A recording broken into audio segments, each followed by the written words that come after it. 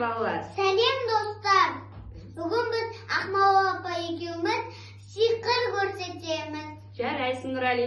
Ал енді біздің сиқырымызға қандай заттар қажет? Су, май, бояу, Және сиқырлы тастар.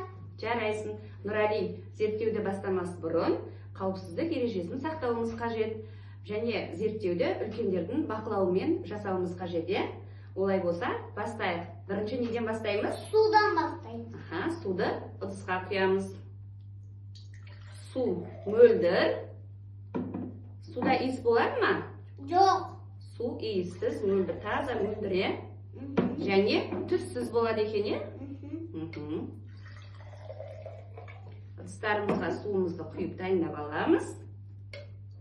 Ал, енді осы сулардың түсін өзгертеміз ба?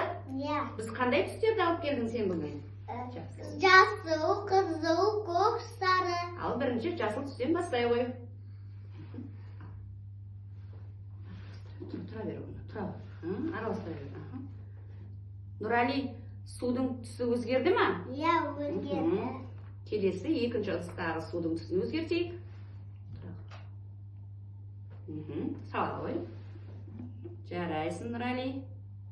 Судың түсі өзгерді. Ал енді үшінші ыдыстағы суды өзгертеміз, е, түсін? Жарайсың, араластыра ғой. Ал, ең соңғы ыдысымыз қалды. Ал, араластырамыз. Жарайсың. Нұрали, судың түстері өзгерді ма? Иә. Судың түстері өзгерді, балалар. Ал енді осы судың үстіне біз не құямыз? Май құямыз. Май құяды екенбіз. Жарайсың. Ал, майларымызды құяйық, майымызды. Көк түске, қызыл түсіміз, және жасыл. Нұрали, су мен май араласты ма? Иә. Су мен май араласты ма? Жоқ. Араласпады. Неге? Өйткені олар дос емес екен. Дос емес екен, е? Май жеңіл болғандықтан судың бетінде қалып тұр. Ал енді сиқыр? Сиқырлы тастарымызды судың ішіне тастайық. Тастай ғой. Ал, Нұрали, қандай өзгеріс көріп тұрсың? Майда көпіршіктер пайда болды ма? Иә. Вау, күшті екен.